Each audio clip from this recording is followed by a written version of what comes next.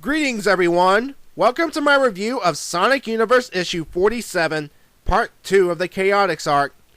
Vector, Charmy, and Espio are tracking their missing comrades Mighty and Ray, and the search has led them to Mercia. Teaming up with the local Freedom Fighters, they infiltrate an Eggman stronghold, hoping to find clues they need to continue onward. They also have to deal with Lord Hood and his forces. But before we see how the teams are doing, there is a cutaway to the Oil Ocean Refinery as the Sandblasters are under attack by the Baron's forces. The attack was stopped by a mysterious armadillo with amazing strength. Good old Jack the Jerk Rabbit compliments Flex, while Flex says he's only here to earn his keep while looking for some answers. Back in Mercia, the two teams reach a fork in the tunnel. Vector will take his guys to find the computer room, while Bo and his gang head for the dungeon. Well, easier said than done. Cage bars slam down on both tunnels, preventing the teams from going forward. And that is until Charmy squeezed through the bars and flipped the manual override switch. After Espio speculates on what Lord Hood may be up to, he tells Vector to give the Mercian Freedom Fighters the Warp Ring. Now, I understand Vector's reluctance because if Eggman or any of his goons get their hands on the Warp Ring and understand the technology, can you say totally screwed? Espio assures Vector that he has a plan.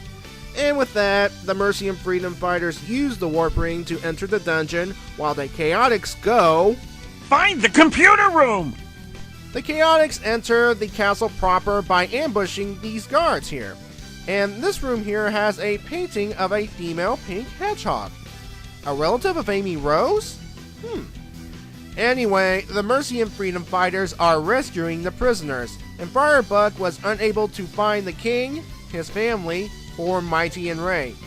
This leads to a moment of, me accent slipping from Bo. And when Lord Hood finds out the nature of the Warp Ring, remember, he is watching, he orders his troops to the dungeon immediately. The Chaotix are still fighting enemies and Vector still wants to find the computer room! I know, Espio, it's getting annoying, but thankfully, Charmy has found it. While the Bee and the Croc hold off the guards, Espio starts hacking. Now, I like this panel here about how he wishes Nicole was here. Nice callback to their friendship. But it doesn't matter, he figured out the password. It's password. Yeah, I agree, Espio. That's lame. Might as well be 1, 2, 3, 4, 5.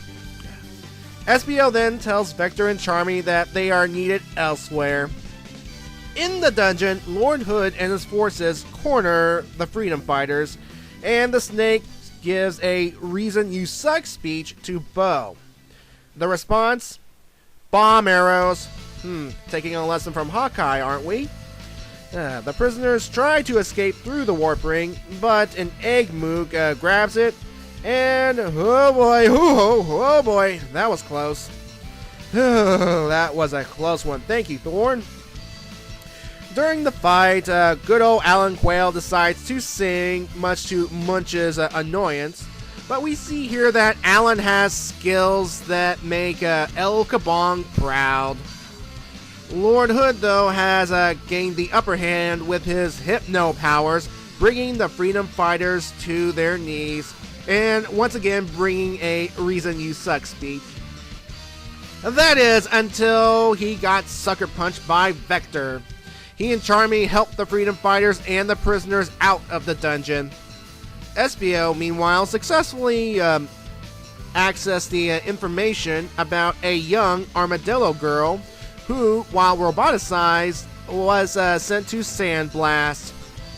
Now, if this isn't concrete proof that Matilda is Mighty's sister, I don't know what is.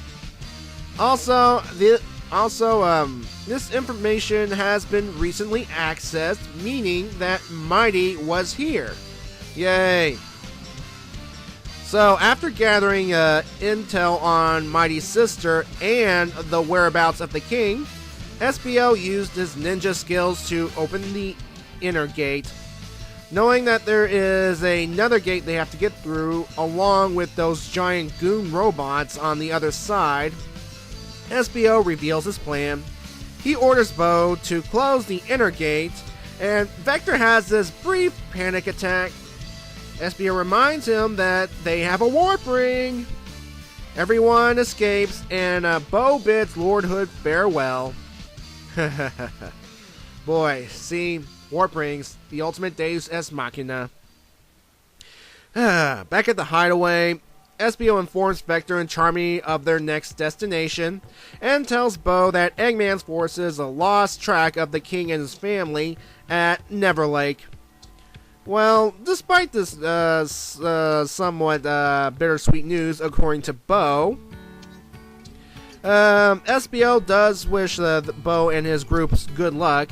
And before the Chaotix leave, they hang around, you know. They decide to join the celebration because it is a reason to celebrate. They freed a bunch of prisoners. Why not unwind before going to their next destination? Alright. The next day, they arrived at Sandblast, and they made sure that the warp ring wasn't seen by the likes of them. Good thing, too, because they got an unfriendly welcome from, courtesy of Jerk Rabbit and the Buttholes. First of all, issue 47 had an original cover. This one, featuring Robbo Hedge.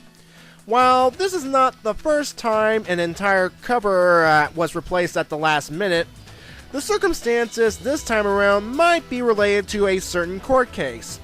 I've touched a little on this subject in my Sonic 243 review. The case might have led to some executive meddling, including the aforementioned cover change and the disappearance of Rob and his family. Now, when we last heard of them, Eggman lost them at Neverlake. Now, they could be either hiding deep in the forest, or they might, I repeat, they might have gone to Little Planet. Who knows? But they are put on a bus until further notice. But to be fair, I do like the Mercian Freedom Fighters. This issue made me like Bo a little because, well, he's not perfect. He's not a perfect imitation of Rob. He does slip up. His aiming is not that good at times. And, well, yeah. And also, the Dark Egg Legion motif is being phased out of Eggman's goons, and they are no longer referred to as Dark Egg Legion members. Again, probably due to the court case. But hey, I do not know the inner workings of the comic industry. I mean, I just read and review them for your entertainment. Now, back to the entertainment. Now, we all knew that this line was coming, but to have Vector say it 3 times? Wow. I mean, even though it originated in Shadow the Hedgehog, I mean, it's still being used every now and then, but yeah. Now, Matilda, it is pretty much 100 or 99% confirmed that Matilda is Mighty's sister, unless Ian decides to troll us at the last moment. And why would Mighty allow himself to work with the Sandblasters? I mean, I understand he is one step closer to his sister. I kind of understand things from his point of view. But if I were him, I would just, storm the Baron's location, grab Matilda by any means necessary, hit her over the head with a rock or something. I mean, who needs the Sandblaster jerks? And now the Chaotix will have to deal with them as well. Anyway, we'll see where this goes. I'm going to give this issue an 8.8 out of 10. And with that, I will see you next time. Bye-bye now.